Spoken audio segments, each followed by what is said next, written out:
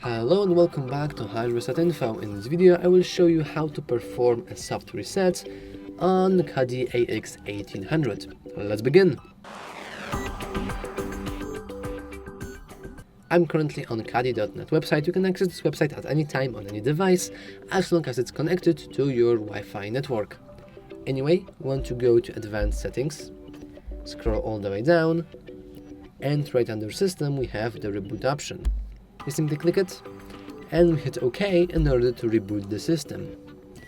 And now after a few moments our system should be rebooted. This is a great function if you want to, for example, troubleshoot some problems or simply restart the router if something goes wrong. Anyway, that's all for this video. If you found it useful, please remember to like and subscribe. Thanks for watching.